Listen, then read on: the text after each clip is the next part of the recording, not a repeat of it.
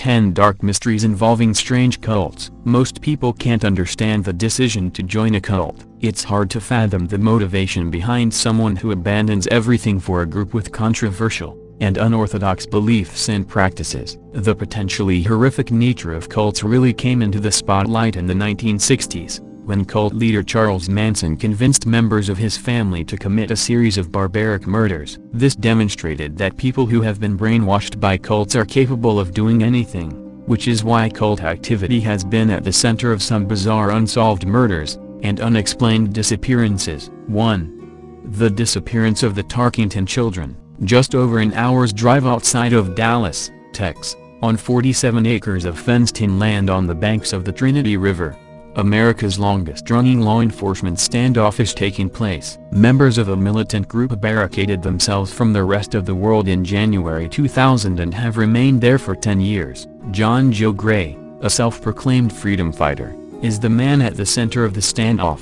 The leader of the religious separatist group has warned that any government agents who attempt to remove them from the land should bring extra body bags. Gray would fight to the death if authorities came for him, he said during a 2000 interview with ABC News' John Quinones. "I'm willing to die for it because how else could you live?" Gray said. "You know, what is freedom if they can take my land? You know, okay, they can take my life, but they can't take my freedom." 10 years ago was also the last time Keith Tarkington saw his children. "I haven't been with them all their life, but they still got me in them, you know," Tarkington said. "I mean, 10 years, that's 10 Christmases, Easters, birthdays, all this I haven't been with my babies." Tarkington's two sons, Samuel James and Joe Douglas, were taken by his ex-wife Lisa in April 1999 to the barricaded compound run by Gray, who is Tarkington's former father-in-law. Gray is wanted by Texas authorities for allegedly assaulting a police officer. During an altercation at a traffic stop, he allegedly tried to take a state trooper's pistol and bit him, but Gray, a deeply devout Christian, was already well known to law enforcement by then for his different, even extreme, views of government. He believes government has taken away too many of his God-given rights. "I've put out literature about the New World Order and what's going on," Gray said in an interview with ABC News in 2000. "And I've done it for years down there, and I think I upset a few people. They didn't like it." Authorities believe Gray might be capable of acting on those views. "There were things that he had on him that led me to believe that he posed a threat to the safety of people in another city," said Anderson County District Attorney Doug Lowe, who has been trying to bring Joe Gray to justice for 10 years. "That he was capable of building a bomb, that he had plans to make a bomb to blow up a bridge in Dallas, and that concerned me." Waco siege haunts law enforcement. Though law enforcement wants to bring Gray to justice, a terrible specter lurks in the back of many of their minds: the Waco siege, the standoff at the Branch Davidian community in February 1993, that ended 2 months later in the fiery death of the sex leader, David Koresh, and at least 76 of his followers, including about 20 children. Waco is about 75 miles from the Gray compound in Trinidad. Even though Tarkington has a court order granting him custody of his sons, the authorities have not moved on the compound. They've taken a cautious approach because of the passionate threats back then made by Gray and his militia to engage in an armed battle if there is an attempt to raid the compound. They say, "We don't want another Waco." David Koresh.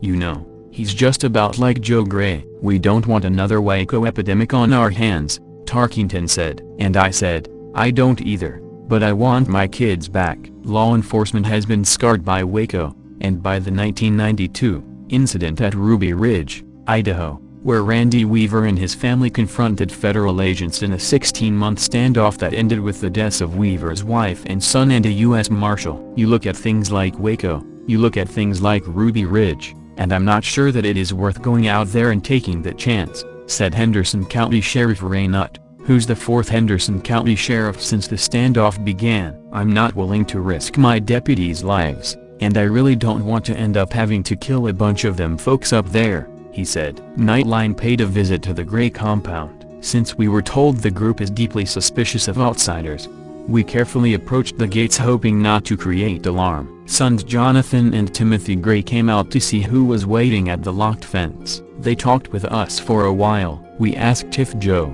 their father, would also come out. He did, and told us his whole story for the next hour. They told us that they don't trust the government and don't believe that their story will be told fairly. They also told Nightline they are free and live behind the fences according to God's law. Gray said that on the compound, which has no electricity or running water, his family lives well, raises their own food and livestock, and prays. He and his sons told us they will defend this place with their lives, if it comes to that. When we asked about Tarkington's children, Gray said they're no longer here. Most people in the area believe that the boys were taken by their mother to grow up among supporters of Gray. 10 years, my kids are getting older by the minute, Tarkington said. We don't want to hurt nobody. I haven't seen my kids in 10 years. Tell me something.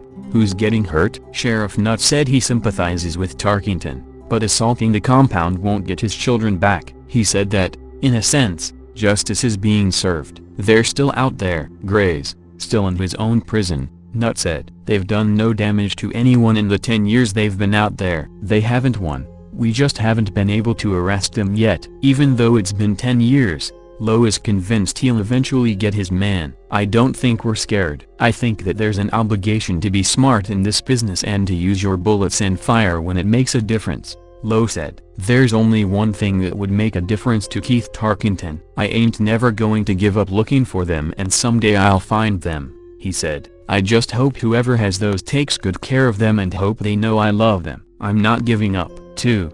The disappearance of Charles Southern. Southern was employed as an English professor at a community college in Chicago, Illinois in 1987. He was a member of Conscious Development of Body, Mind and Soul, a spiritual movement founded by Terry Hoffman. Many consider the sect to be cult-like in its beliefs. Southern's status position rose in the organization during his membership, and he began teaching classes and leading meditation groups. He also visited Hoffman's home in Dallas, Texas. Former participants with the organization said that Hoffman often held meditation sessions with selected members. She apparently said that she was being attacked by Black Lords, and requested that the members build a psychic shield around her for protection. The former member stated that many of the session's participants became fearful of the Black Lords' supposed attacks and developed emotional problems as a result. Southern's family discovered that he was walking the streets of Chicago and speaking incoherently during 1987. Southern was hospitalized afterwards. His family visited him daily,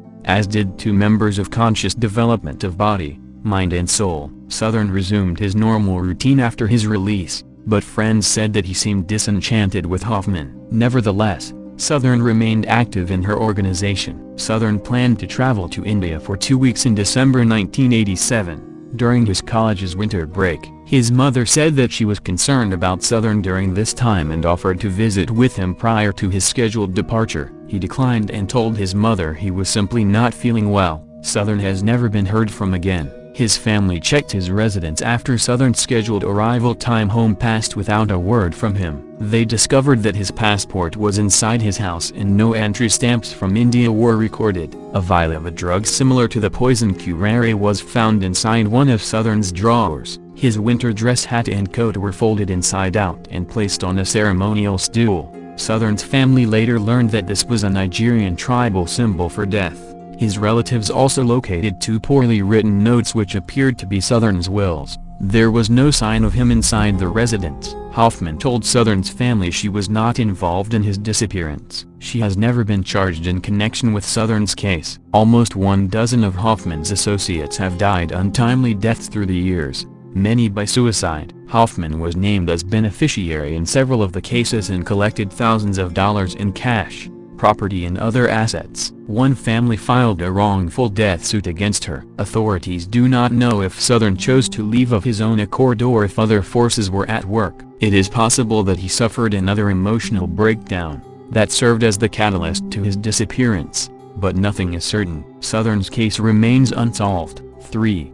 The murder of the Mills family. The son of People's Temple defectors murdered 25 years ago walked out of Berkeley jail a free man Thursday, and will not be charged with his parents' or sister's slayings, a prosecutor said. The Alameda County District Attorney's Office refused Thursday to file triple murder charges against Edward Michael Mills, 43, citing questions about the evidence and a lack of time to review the case. Mills stood accused of shooting his parents, Al Mills, 51, and Jeannie Mills, 40, and his younger sister, Daphne Mills, 16, the evening of February 26, 1980, at their cottage at 2731 Wolsey Street in Berkeley. Edward Mills' family had once been members of the Reverend Jim Jones People's Temple but defected in 1975 from the cult and became some of its most outspoken critics. Jones led the 1978 mass murder-suicide of 900 temple followers at a compound in Jonestown, Guyana. No charges have been filed, said prosecutor Chris Carpenter,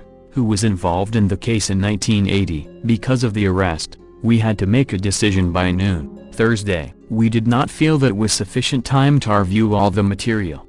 Prosecutors have 48 hours from the time of a person's arrest to file criminal charges. Carpenter said his office would be willing to review additional material because there are still questions about the evidence. But my understanding is that while we remain open to reviewing additional material, the Berkeley Police Department is going to close the file, he said. Officer Joe Okais, police spokesman, said that without additional information, the case is closed at this point. Cold case investigator Russell Lopes reopened the case 2 years ago, citing new forensic evidence and subsequent interviews to link Mills to the crime. Because he was 17 years old at the time, Mills would have been prosecuted as a juvenile had a charge been filed. Lopes was frustrated with the prosecutor's decision Thursday. Eddie Mills gets away with murder, and it's outrageous, he said. Mills was detained Saturday by U.S. Customs as he arrived at San Francisco International Airport from his home in Japan. Mills was not available for comment Thursday,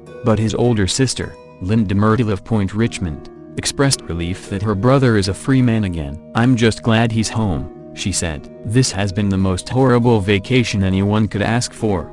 Myrtle said Mills had come to the Bay Area with his 2 small children to visit family for the holidays. Myrtle was not certain why police targeted her brother after 25 years. "My personal opinion is it's an easy way out. They don't want to do the footwork to find out who really did this." Myrtle did not provide a theory on who killed her parents and stepsister. "I know Eddie did not do it. I don't care who did it. It's so far in the past now," she said. At the time of the murders, Mills' family members were under police protection because they feared hit squads had organized to kill them for leaving the temple, but police discounted those theories and focused on Mills, then 17. The teen told police that on the night of the murders, he had taken a long shower and gone to his bedroom, where he smoked marijuana and watched television. He told police he hadn't heard shots or shouts. Tests showed some microscopic gunpowder residue were on his hands, but not enough to provide conclusive evidence. Police said following the crime, the victims were all shot in the head at close range with a .22 caliber pistol. They were discovered in the blood-splattered bedrooms when Edward Mills' grandmother stopped by for a visit. The murder weapon was never found. 4.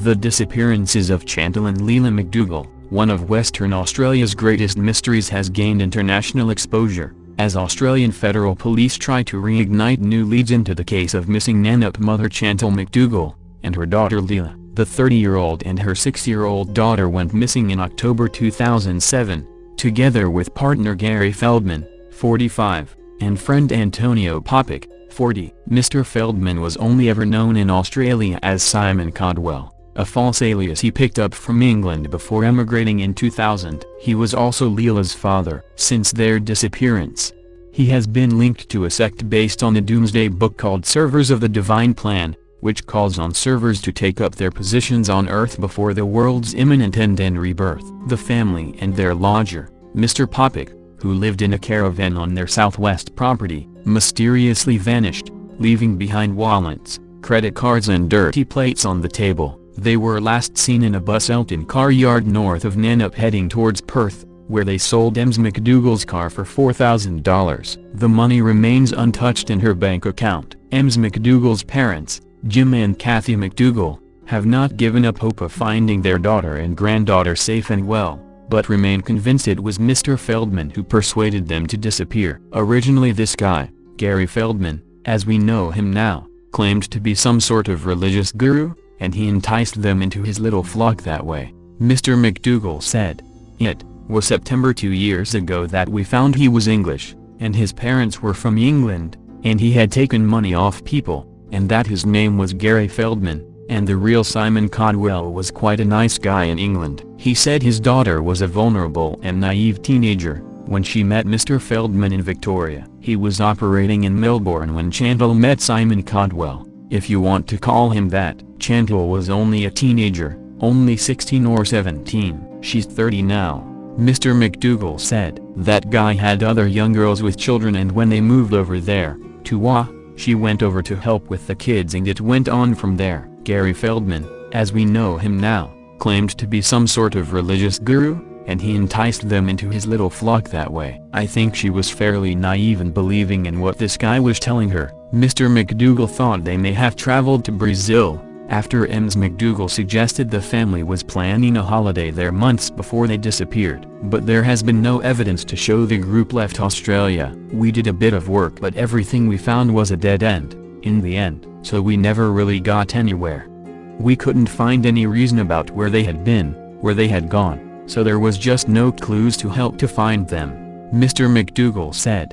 It is unresolved and completely strange, but also it is very frustrating for us and the police and missing persons, and everybody, because there are 4 people missing, not just one person missing. AFP Missing Persons Coordination Center team leader Rebecca Kotz agreed, saying, "This case is so baffling to police because there are no leads. Investigators have so far worked with WA Police, Scotland Yard and US authorities. However, this week, as a part of Missing Persons Week, they have stepped up the campaign by involving the Global Missing Children Network, which has 19 member countries. All of the profiles that are submitted to the International Centre for Missing and Exploited Children, of which Leela was one of our Australian profiles, will be featured all around the world," Ms. Kotz said. She said the center has started a Facebook page this year which includes every profile on AFP's website helpbringthemome.org.au. Although Ms. McDougal and her daughter's physical appearances may have changed,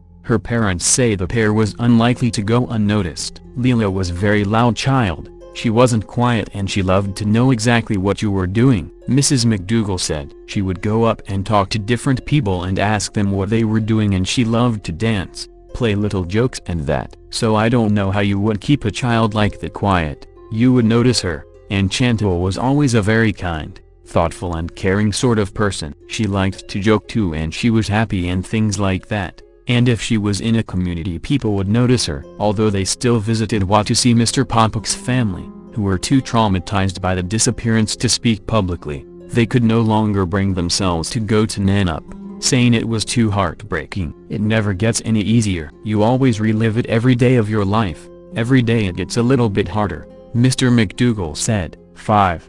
The suspicious suicide of Bethany Deaton. A grieving mother still has unresolved questions after her daughter died inside a van parked along Longview Lake. Did Bethany Deaton commit suicide to be free from a sham marriage just 10 weeks after she exchanged vows with her husband, or did someone in her husband's alleged religious cult want her dead? I can't accept either scenario. I can't accept either thing. It's the uncertainty, said Carol Lydelin, Bethany Deaton's mother. Her daughter, Shannon Lydelin, concurred. "There's no question in my mind. I want the truth," she said. KCTV5's Jeanine Kiesling traveled to a Dallas suburb this week to interview Carol and Shannon Lydelin. They and Tyler Deaton, Bethany Deaton's husband, will appear at 9 p.m. Saturday on KCTV5 as part of 48 Hours Fall from Grace broadcast, just days before Mike Moore was set to go on trial last fall for Bethany Deaton's murder. The case was dropped by prosecutors. "It's a lot of grief. It's exhausting to try and live with 2 completely different scenarios playing out and not knowing what happened,"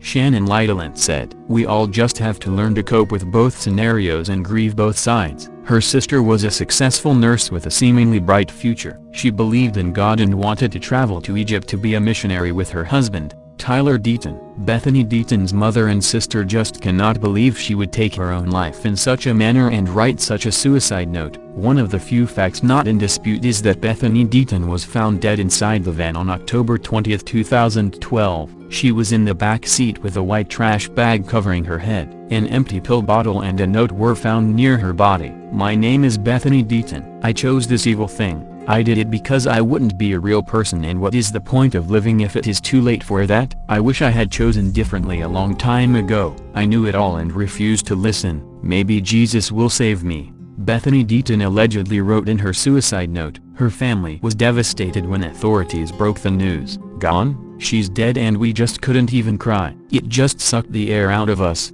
just sucked everything out of us," Carol Lydeland recalled. The Jackson County Medical Examiner's Office ruled Bethany Deaton's death a suicide. Her numb parents traveled north to Kansas City for a funeral service, and returned to Texas to lay their daughter to rest in an Arlington cemetery. But Jackson County Sheriff's Office Detective Penny Cole treated Bethany Deaton's death as a homicide from the start. She said too many things did not add up, and the more she learned about what she calls a cult and its members, the more she became convinced Bethany Deaton did not take her own life. On the day of the scheduled burial, authorities called to tell Bethany Deaton's family that they needed her body back. Mike Moore had walked into the Grandview Police Department and confessed to murdering Bethany Deaton. He provided graphic and intimate details including of her death. Police questioned Moore and Tyler Deaton, who were part of a religious community. Moore claimed that he killed Deaton to cover up sexual abuse in a religious cult. He claimed that while she and her husband had shared a home with Moore and several other men,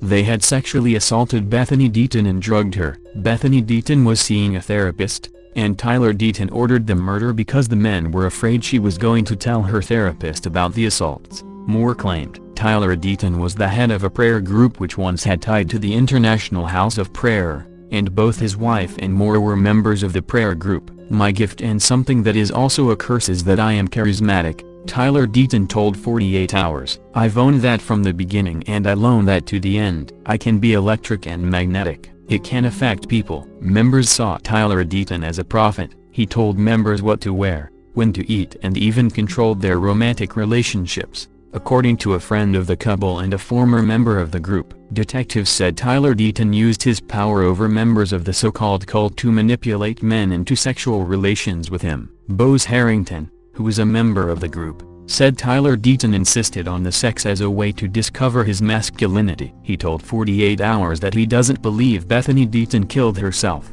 saying Moore's confession and pointing the finger at Tyler Deaton makes sense. "She had gotten married 2.5 months earlier," he said. "It was like the fulfillment of her dreams and suddenly she was dead." Newlyweds don't kill themselves. While Tyler Deaton denies that the group was a cult, Bethany Deaton's family disagrees. Court documents painted a sordid picture of Tyler Deaton, accusing him of being a closeted gay man who manipulated male members into having sex with him, while ignoring his wife and shaming her, eventually driving her to kill herself. Moore's attorneys said the doctrines taught by the community, led by Tyler Deaton, affected Moore's mental state and led to a psychotic break. They claimed that he was a distraught and confused young man due to Bethany Deaton's suicide and Tyler Deaton's removal of spiritual leader from their extremely close-knit religious community. Bethany Deaton was all smiles when she married Tyler Deaton in August 2012. 10 weeks later, she was dead. Bethany Deaton and her sisters grew up in Arlington, TX, where they were homeschooled. Bethany went to college at Southwestern University in Georgetown, TX, and met Tyler Deaton. They were friends when they moved to Kansas City and began dating. They would marry, but family members noticed the groom treated his new bride more like a sister. Her mother hoped all was well when her daughter returned to Kansas City, but then the family noticed that Bethany Deaton was distancing herself from her family, but they thought it was because she was a newlywed and they wanted to give her space. "How did this happen in 10 weeks? 10 weeks when she seemed so happy, and why didn't we know?" Carol Lydeland said. "Tears would just roll down our faces and that was as composed as we could be. It was heartbreaking, devastating." The medical examiner changed the manner of death from suicide to undetermined, but a lack of a thorough autopsy hampered the investigation. The medical examiner never examined the contents of Bethany Deaton's stomach, and she was embalmed before they could be. Tyler Deaton was questioned, but never charged. And Carol Lydeland was haunted by what Moore told detectives about the abuse her daughter endured. "It's horrifying to imagine that being done to her, but also some things started to make sense," she said. As Moore prepared to go on trial, his defense team filed motions seeking to have his confession and the charges thrown out before a judge could rule. Jackson County Prosecutor Jean Peters Baker in a statement said she was dismissing the murder charge. She said Moore's DNA was not found on the bag used to suffocate Bethany Deaton, but her DNA was found on the bag. DNA samples were taken from multiple persons close to the victim and her associates, but without positive results. Handwriting analysis of a note found with the victim concluded she had written it. Seroquel was not found in the victim's system, although Moore stated in his confession to police that she was given the drug. She allegedly bought the over-the-counter pills that she took. Baker said that her decision was reached after consulting with Bethany Deaton's family, but her mother says that was not the case. There wasn't a discussion. We were informed that this is what we are probably going to be doing, Carol Lidelant said. We were told that 6 weeks prior to them dismissing the charges, they wanted a judge or jury to hear the evidence, but believe prosecutors wanted a certain conviction and a judge was likely to toss out Moore's initial confession. The family's unanswered questions include why would a registered nurse who had access to potent and lethal drugs choose to tie from generic Tylenol PM, which wouldn't kill her instantly. They wonder if Bethany Deaton was manipulated to write the note, and what she learned about her husband before her death, including his sexual relations with 2 of his groomsmen. Our desire is to know the truth. We want to know the truth. If it was suicide, I would like to know that, but I don't feel that in my heart, Carol Lidelant said. The family is grateful for the support and prayers they have received in the months since Bethany Deaton's death. I miss my sister, Shannon Lidelant said. I wish she was still here. In his interview with 48 Hours, Tyler Deaton said his marriage wasn't perfect, but there are no foundational facts that point to his wife being murdered. Bethany and I's relationship was definitely strained, Tyler Deaton said, but just because it was strained doesn't mean it was murderous. He said he believes Bethany Deaton took her own life. I think it makes the most sense that Bethany killed herself, he said. I don't think it makes the most sense that Micah did it. While charges were dismissed against Micah Moore, the prosecutor's office and the Jackson County Sheriff's Office still consider the case open. The Jackson County Medical Examiner's Office refused comment, including on why Bethany Deaton's stomach contents weren't examined. Cole said she is committed to investigating every possible lead because she doesn't believe that Bethany Deaton took her own life. I think her life was taken by someone, and I can't say I have an opinion, because I have to base what I do on evidence and facts, but what I have seen in my investigation leads me to believe Bethany did not kill herself, the detective said. I think Tyler had great influence over everyone in his community. I think he had an immense amount of influence in every aspect of their life. Cole hopes that over time someone will come forward with vital information. Someone knows more and they need to speak up and speak up for Bethany because she would have done it for them, the detective said. As they try to recover and move on, Bethany Deaton's family has no desire to talk to Tyler Deaton. Shannon Lidelant said he has proven to be a manipulator who can't be trusted. He promised to take care of my sister, which is the most sacred promise one can make. He promised my dad that and my family that, and we accepted him into the family as a brother and son, she said. Regardless of the method of death, he didn't keep that promise. That was a fraud, a complete fraud. 6. The murder of John Gilbride. The boy grew up to become an image of his dead father, their smiles so white and similar, a living ghost that haunts Jack Gilbride. Gilbride, 75, is connected to and divided from both of them by blood. His son, John Gilbride, was mired in a chaotic custody battle with his ex-wife, the former Alberta Africa of the Move organization, when he was slain by an unknown assassin in South Jersey 12 years ago today. Gilbride hasn't seen his grandson Zach, the object of that custody battle, since 2004. That's when the supervised visits at Africa's house in Cherry Hill became too painful and frustrating. He sees Zach's familiar face only on the internet today, in pictures, but he hoped that the itch of adolescence or even glances in the mirror would have planted questions in the boy's head as he grew into a man. They could be brothers, they could be twins, Gilbride said of his son and grandson this week from his home in Herndon. Gilbride wrote a 271-page book about his son called A Father Sacrifice, Unconditional Love, in 2012, hoping that somehow Zach would get a chance to read it. I really wrote it just for him, he said. The Daily News reached out via social media to Zach, who no longer uses the Gilbride name, shortly after his 18th birthday in May, to see if he'd like to talk about his father. He declined. In the weeks and months that led up to John Gilbride's slaying, Move was preparing for a confrontation over Zach, boarding up their windows in West Feely and holding marches and demonstrations on both sides of the river. Tony Allen, a former Move member who's become a vocal critic of the group, said he used to stalk Gilbride for the organization during the custody battle. This was an ongoing crusade, and it was all of the resources of the organization, all directed at discrediting John. Allen said recently, at any given time they knew where he was.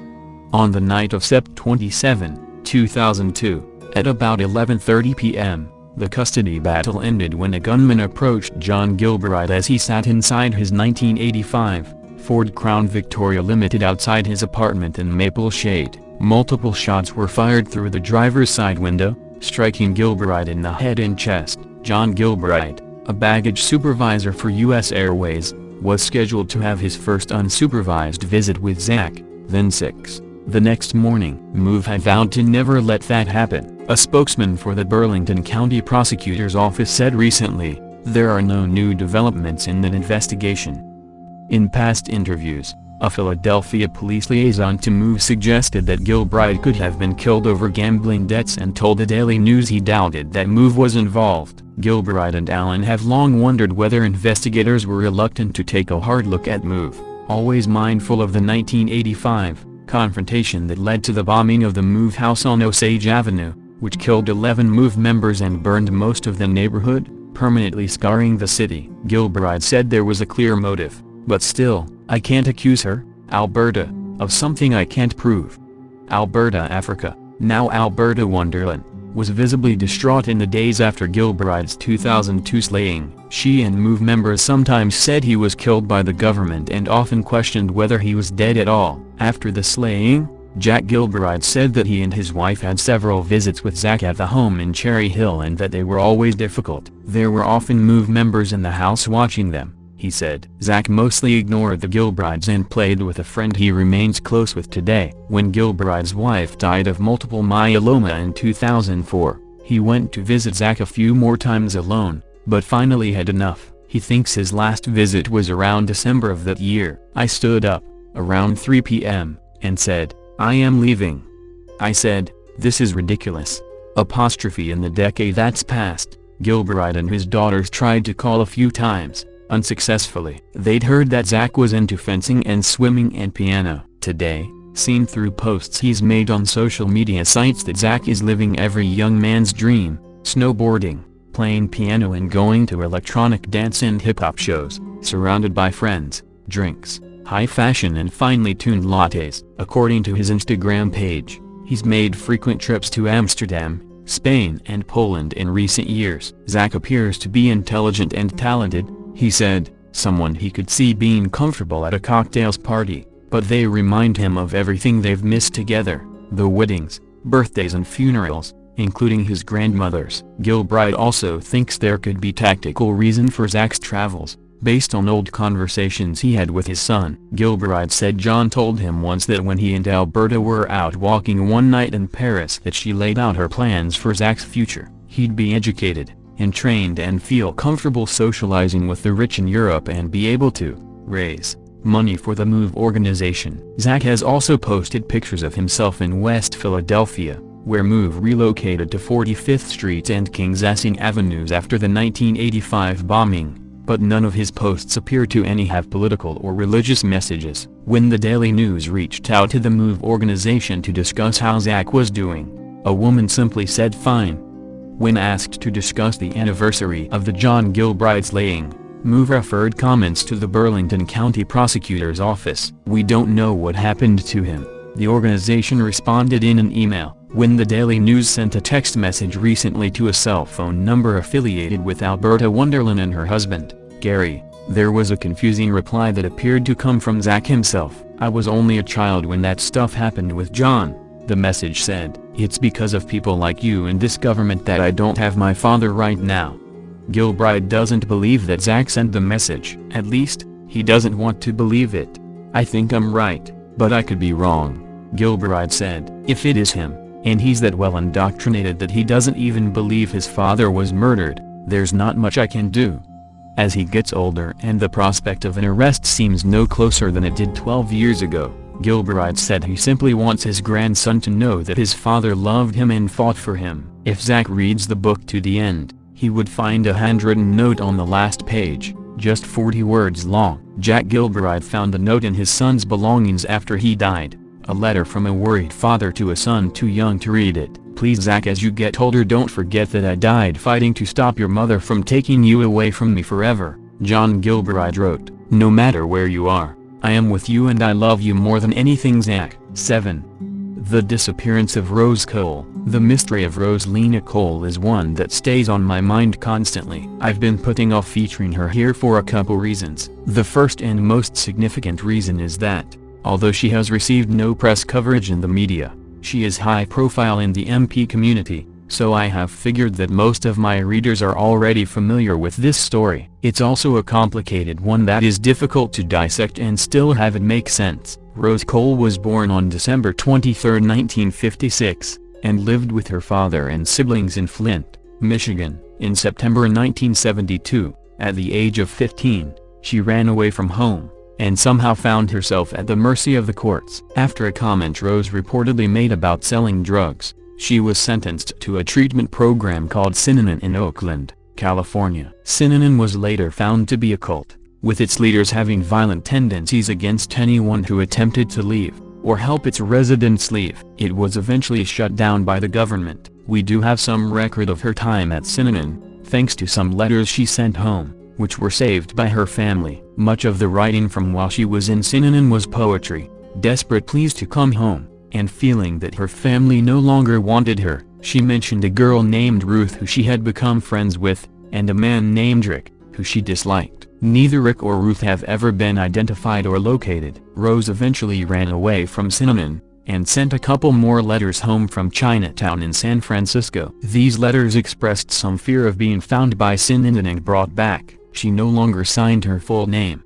but only her initials. In her last letter, she said she would not be contacting her family again, until she turned 18 and could not be ordered back to Synanon. She additionally stated that she was staying in a big house with an older couple, and that she contracted a kidney infection. The last letter was written on her 16th birthday, December 23, 1972. It was not mailed until February 3, 1973. She'd added a note saying she'd just gotten a stamp. This is the last positive contact we have from her. Interestingly, a court document dated January 1974 was located, which was a dismissal of all charges against Rose. The document strongly implies that Rose was present at this court date, but her family members all denied that she was in fact present. During the time that Rose has been missing, her father and stepmother split up, and her father remarried again. A child of this later wife has recently come forward to say that Rose called sometime between 1979 to 1982, the period that Rose's father was married to this wife,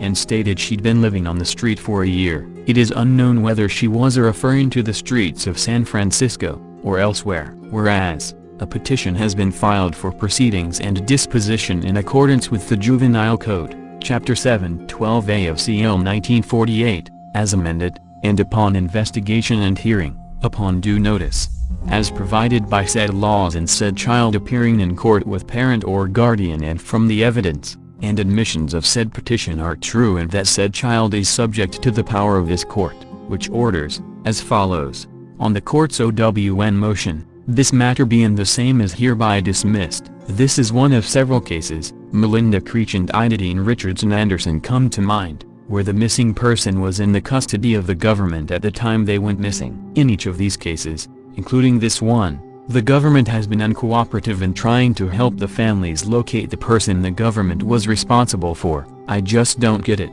I do get that people run away, and that the government can't watch every single person 24 hours a day. But can you imagine if you lost someone else's child and wouldn't cooperate with the child's family? You'd be locked up in a minute. So why does the government get away with it so easily? I hope Rose just got on with her life under a new identity somewhere. I think it's just as likely as any other scenario. It's also possible that she ended up back at Synanon, or that something happened to her on the streets of San Francisco, or that she could still be a part of San Francisco's massive homeless population. Many wonderful people have worked very hard to figure out what might have happened to Rose, to no avail. A few former Synanon residents have been contacted, but none could be sure if they'd ever seen her. A multitude of odds have been compared, but all have been ruled out. I am trying to find someone who may have been familiar with Chinatown in the early to mid-1970s. We've thought of trying to locate free clinics. Since she said she had a kidney infection, It insinuates that she saw a doctor,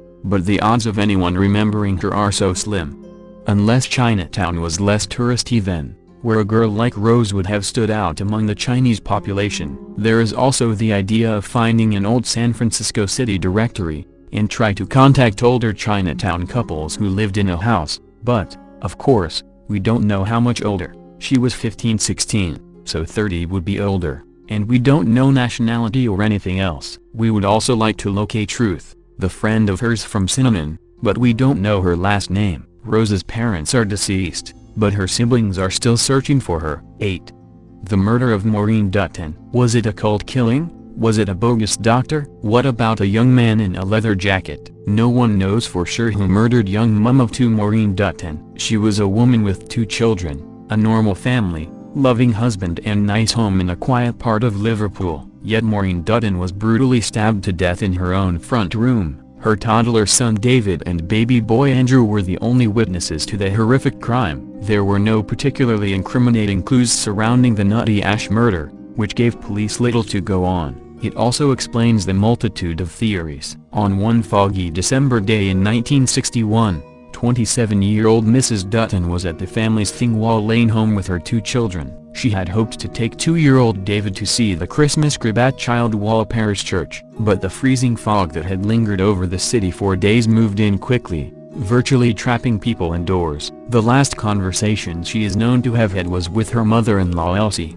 who phoned shortly after 1 p.m. to say she could not come and babysit her 22-day-old grandson Andrew because of the fog. When Brian Dutton, a research chemist for ICI and Witness, returned home at 6:10 that night, he was puzzled to see the house in darkness. Entering slowly, he began to grow worried when he saw the family's lunch lying half-eaten in the morning room. And when he pushed open the door to the living room, he made the most grisly of discoveries. There in the middle of the room was his wife, dead after suffering multiple stab wounds. His son David was sitting in a daze staring at his prone mother, having apparently witnessed the killing. His brother Andrew lay in a basket just yards away. Police scoured the area but found no murder weapon, and neighbors could not pinpoint anyone seen acting suspiciously. The seemingly motiveless killing then began to spawn numerous theories, none of which could be discounted entirely. All police knew was that nothing had been stolen. And it appears Mrs. Dutton opened the door to her killer, as there were no signs of a struggle or forced entry at the house. The newspapers quickly splashed news of the Nutty Ash murder all over the city,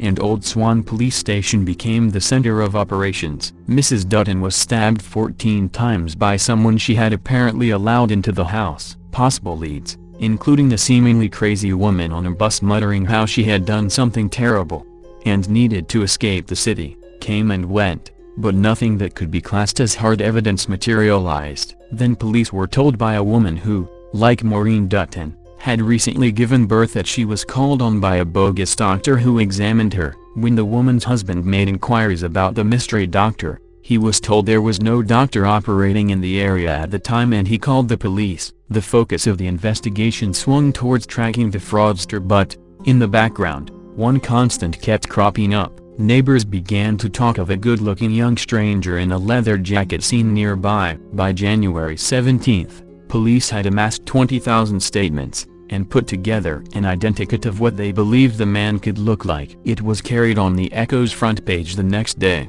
the first color identikit to be published in a newspaper. More than 60 people responded within the first 24 hours, and while many were mistaken about the identity of the mystery man as names were quickly discounted, police began to build a picture about the suspect. But he was never found. One of the most bizarre theories detectives considered, for a short while, was that Mrs. Dutton was killed by a Polynesian cult as a sacrifice to their god Tiki. In a twist, a 24-year-old male nurse living in Upper Parliament Street was arrested, and charged with theft of drugs and equipment from 3 Liverpool hospitals in 1962. He was also said to have masqueraded as a doctor and had a reversed swastika tattoo on his arm, the identification mark of a Tiki worshipper. Police thought it was the breakthrough they had been waiting for. But soon he, too, was eliminated from inquiries, and detectives were back to square one, exactly the same place as they remain today. 9. The disappearance of Alexander Olive. Alexander was initially abducted by his non-custodial father, Ulysses H. Robertson, on November 9, 1985. From his home in San Francisco, California, his mother, Rosemary Olive, went to Roberson's South Lake Tahoe, California home in December 1985, and demanded to know her son's whereabouts. Roberson refused to divulge the information and assaulted Rosemary, breaking her jaw. He fled afterwards, but was arrested in Los Angeles, California for the assault on Rosemary. Ulysses told the arresting officer that he did not know Alexander's whereabouts, and speculated he was living with Rosemary's relatives in the San Francisco Bay Area. He was convicted and served 1 year in jail for abusing Rosemary, who won a court order seeking Alexander's return to her custody. The child has never been located. Ulysses was the prime suspect in Alexander's disappearances since the onset of the investigation. A photograph of him is posted below this case summary. He is often referred to as a cult-like figure in the press and allegedly lured many women into abusive relationships over the years. Ulysses advertised himself as an astrologer and promised horoscopes to female victims, then began abusing them. He is reportedly a charismatic man who often lured other women into abusive situations by offering drugs or alcohol as a means of coercion. Ulysses was convicted of raping a young girl and abusing a young boy in Washington after Alexander disappeared. Investigators lacked enough evidence to charge him in Alexander's presumed death for years, although in 1997, Pramila Lewis, one of Ulysses's girlfriends, claimed she saw Ulysses beat Alexander with a piece of firewood in South Lake Tahoe shortly after the child was abducted. Lewis stated that Ulysses found Alexander hiding in the unheated garage. The witness said that Ulysses remarked the child had spunk, saying he was almost dead after the abuse and still had the strength to hide. Prosecutors were unable to locate additional evidence to substantiate Lewis's story at the time, although investigators believed that Roberson had indeed murdered Alexander. Authorities were able to persuade an additional witness, Raj Roberson, another of Ulysses's girlfriends, to testify against Ulysses in his son's case in 2001. Raj stated that she saw Ulysses beat Alexander in late 1985, and later saw the child's lifeless body floating in the bathtub. Raj said that Ulysses loaded his son's remains into his van and forced Raj, who was pregnant, into the passenger seat. She said that Ulysses ordered her to keep her eyes closed during the journey and threatened to kill her if she disobeyed. Raj remembered little about the ride, but said that Ulysses stopped the van near a body of water in the South Lake Tahoe region. He then allegedly continued to drive for an additional 2 to 3 hours before stopping at a remote location in California or Nevada. Authorities believe Ulysses buried Alexander's body somewhere in that area. DNA tests in 2001 proved that Alexander's blood was located on clothing found in Ulysses's van in 1986. This evidence, along with Raj's statements, allowed investigators to charge Ulysses with Alexander's murder in October 2001. At his preliminary hearing, several of Ulysses's children testified he had severely abused them all and Alexander in particular. They said Alexander was singled out for abuse because he was biracial, small, and often soiled himself. Ulysses was not tried until the autumn of 2009. Prosecutors charged him with first-degree murder with the special circumstances of torture and racial bias. He maintained his innocence and his defense presented witnesses, including one of Ulysses's daughters, who testified that they saw Alexander alive after his supposed murder. In December 2009, Ulysses was convicted of second-degree murder. The jury believed he had murdered his son, but didn't believe the child's death was premeditated. He faces a sentence of 15 years to life in prison. If he had been convicted of first-degree murder with either of the special circumstances, he would have faced life without parole. Authorities are continuing to search for Alexander's remains. His mother has kept a low profile and is attempting to rebuild her life. 10. The disappearance of Carlos Castaneda's witches. Her mother named her Amalia. New Age guru Carlos Castaneda named her Tayabe. Her mother gave her life. The literary hoaxer turned cult leader's final gift was most likely death. At least this is the conclusion some of Amalia Marquez's family members are just now reaching. 16 years after she disappeared from Southern California along with 3 other still missing women, Castaneda's witches. A 5th woman's remains were discovered in Death Valley in 2003. She, too, was intimately connected to Castaneda, who christened her his Blue Scout. Amalia would have turned 59 last Friday, an eerie coincidence to be sure, because on her birthday 2 of her cousins, David Marin and Sarah Gutierrez, checked into a room at the Panamint Springs Resort, which sits along California's State Route 190 on the southern edge of Death Valley National Park. They hoped to spend the following day searching for their cousin's remains in the expanse of desert nearby, joined by a New York writer named Robert Marshall and Jennifer Stalvey, a private investigator who specializes in infiltrating cults. The search never happened. Miscommunications with Park Service Honkos and the Inyo County Sheriff's Office turned what seemed to be a well-planned, months-long effort into an exercise in bureaucratic frustration on one level, sweet catharsis on another. The questions, though, remain. Where is Amalia? Is she dead? Did it end like Don Juan Matus, with an intense fire, the burning rising from the seat of her being, exploding into a ball of light, catapulting her into what Castaneda followers call the second attention? Or, was that ball of light the flash of a pistol? Was it the final, flickering, electrical gasps of her brain synapses as she plunged to the bottom of a Death Valley mine shaft? Or is she, in fact, still alive? She disappeared days after Castaneda died of complications of liver cancer on April 27, 1998. She took his ashes with her. He was supposed to turn into a ball of light, burn from within and go up to heaven. He got liver cancer, and instead of burning from within he died and was burned from without at the Culver City, California, mortuary, says Marshall, who wrote a 2007 story about Castaneda's dark legacy for Salon.com. Marshall is working on a biography of the man, loved by millions in the 1970s, for a series of books about the teachings of the Yaqui Indian sorcerer, Don Juan Matus. The names of the other missing women are Regine Gina Thal, alias Florinda Donner Grau, Marianne Simcoe, aliases Anna Marie Carter and Tasha A. Baylor, Deanne Jo Overs, alias Kylie Lundell, and the fifth woman, Patricia Parton, alias Nuri, sometimes Nuri, Alexander. Unlike Amalia, the other women were mostly longtime Castaneda followers and concubines, meeting the man at the height of his fame. Amalia didn't come along until the early 1990s. Castaneda forced his closest followers to go by aliases and distanced themselves from their families. The tactic has served to complicate efforts to find the missing women.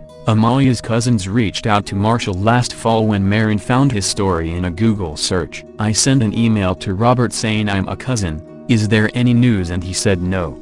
But I really wish they would have searched that mine. I sent an email and said what mine, and he said this mine. Within 72 hours I contacted the Park Service, the Sheriff's Office, the search dogs people, and started looking for miners, because search and rescue in Inyo County blew me off when I contacted them. Marin says, the group was especially looking to search the Big Four mine, an abandoned enterprise that sits at the base of Panamint Butte. A dirt road off State Route 190 runs through a sandy-colored dry lake bed for several miles, past the blackness of Lake Rock, dead-ending at the lower portion of the mine. The Panamint Dunes rise above the valley floor a few more miles away. It was on the edge of these dunes that hikers discovered skeletal remains in 2003. 5 years after a red Ford Escort was found abandoned at the end of that lonesome dirt road leading to the Big Four. It wasn't until 2006 that DNA testing confirmed that it was Parton's bones that were found. It was her car, too. Even though authorities learned after Parton was positively identified that she'd disappeared with 4 other women, no official search for the remains of the others was ever done. Even getting Amalia listed as a missing person was a battle from the start. Amalia's younger brother, Luis Marquez, himself a former Castaneda follower, says nobody would help him until Parton was identified. After Carlos Castaneda died, they kept his death secret for 3 or 4 months. I don't know how long. Then it came out in the news that he had died, maybe 3 months before. That's how we found out. We tried to reach Amalia, my sister, but she wasn't available anywhere. Later, maybe a year later or so, some people called and told us all the women had disappeared. They might have killed themselves, so we immediately went to Los Angeles and we tried to approach Clear Green. Nobody wanted to help. Clear Green is the name of a for-profit organization founded in 1995 by Castaneda and his followers. The company travels around the world hosting seminars and lectures and teaching Tensegrity, a catalog of ritualistic, New Age body movements, similar to Tai Chi. Calls to Clear Green for comment on this story were not returned. Before her disappearance, Amalia was president of Clear Green Missing Persons Report. Luis eventually turned to the Los Angeles Police Department for help, almost to no avail. "We tried to file a missing persons report a few times and they didn't want to do it," he said. "They took it, many years after they went missing. It was a big fight. The slowness of authorities to treat the women's disappearances seriously may have permanently damaged any chance the family has of closure," Luis said. "They have made any possible investigation useless because of the time that has gone by. So much time has gone by, I hardly think anything can be done," he said. Amalia's family's focus on the Big Four stems from a photo a hiker posted online. It appears to be a makeshift shrine, a circle of rocks that resembles a campfire ring with multicolored glass shards laid out in equal colored parts, 5 colors for 5 women, at the entrance to the mine. Could it be where Amalia and the other women consummated a suicide pact? One experienced park ranger, David Brenner, who happened to have found Parton's car in 1998, doesn't believe it. He sat down with Marin and his sister and explained how the mines in the area are abandoned, but almost continuously explored by spelunkers, government mine mappers and trespassers. He says the mines in that area have been searched hundreds of times. "To be honest, the Big Four mine isn't even that big," he told the group. Marin says while he appreciates Brenner's assistance, he's discouraged by what he calls contradictory information from Park Service employees. "Here's the challenge that we have. We have 2 members of the Park Service who say 2 completely opposite things. The one who helped me initially says, 'Yeah, explore the mines, and shafts are a great place to disappear.' David Brenner says the mines have already been explored hundreds of times and the shafts aren't even vertical. 'We seek out the opinions of experts and they tell us 2 opposite things,' he said. Marcin Mottler, a retired Inyo County Sheriff's investigator who worked Parton's case, told Marin that the mines should be searched. When Marin initially reached out to Inyo County authorities a few months ago, they seemed to agree, assigning a detective named Dan Williams to the case. Williams was gung-ho about solving the mystery. By the time Marin and Gutierrez were prepared to travel to Death Valley, that enthusiasm had dissipated. Inyo County Sheriff Bill Lutz appears to have pulled the plug on any effort. In an email sent to members of their party shortly before they arrived, he disputed Marin's version of events. All contacts made included inquiries only. No definitive requests for assistance were made prior to March 28. Mr. Marin was contacted by Undersheriff Keith Hardcastle on March 31, 2014, and Marin explained his request. Mr. Marin was advised that the sheriff's office did not have an open case or any missing persons cases fitting the description he provided, the sheriff wrote. Providing a brief glimmer of hope, the sheriff confirmed he would share information with the Park Service after a review of the pertinent case files. Asked via email why the sheriff's office never searched the area for the other missing women after Parton's remains were finally identified, Lutz didn't respond. No one from Inyo County showed up last week to explain their position in person. A request for comment was left with Williams for this story but was also ignored. A spokesperson for Death Valley's chief park ranger Karen McKinley Jones confirmed that Marin had spoken to a Park Service employee about searching the mines but that the employee's version of the conversation did not match Marin's. The spokesperson said no one in the Park Service would ever advise anyone to go into an abandoned mine for safety reasons. Jones and other park rangers met with Marin and his sister for several hours, explaining that without the proper permits they could not conduct any type of search, but the rangers did provide the group a roadmap for acquiring permits, a seemingly daunting task once laid out. Brenner suggested the group get a permit to use a drone to search the area for more of Parton's remains. Not all of her was found, though clearance from the Federal Aviation Administration would likely be required. Marin and Gutierrez were grateful for the advice, but a sense of hopelessness quickly set in. The whole experience was emotionally blanching, Marin said. Now the group is weighing its options, which include filing for the required permits, or taking a different tack altogether, including tracking down former and current Castaneda and Clear Green members who may know what happened. Robert Marshall thinks there are probably at least 5 people who know what happened, but getting them to tell you the truth is the problem, Marin said. Amalia was among a group of young girls who grew up in the same family together, lots of cousins as well as a sister. Gutierrez remembers her demonstrating a fiery,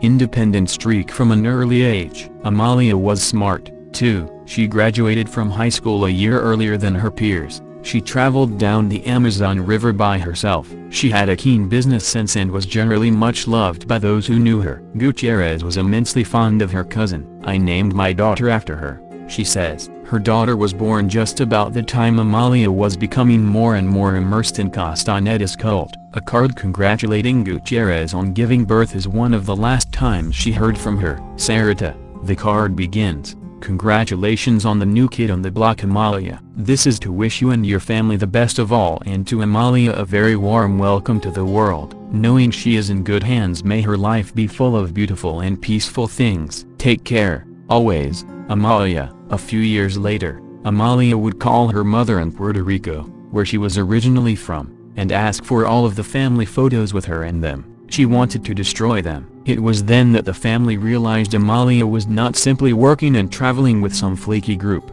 but that something was wrong. When Amalia's father lay dying some time later, he desperately wanted to hear her voice one last time. A call to Clear Green was answered by a stranger, who supplied a brisk, "She knows her father is dying," and nothing more. Amy Wallace, a Castaneda insider who wrote a 2003 book about her experience inside the cult titled Sorcerer's Apprentice, My Life with Carlos Castaneda, recalled how Castaneda ridiculed Amalia for being too close to her family after that phone call about her dad. Her personal relationships were baggage that she needed to shed if she were to conform to his teachings. In the end, that's exactly what she did. Her loved ones today are sure it got her killed.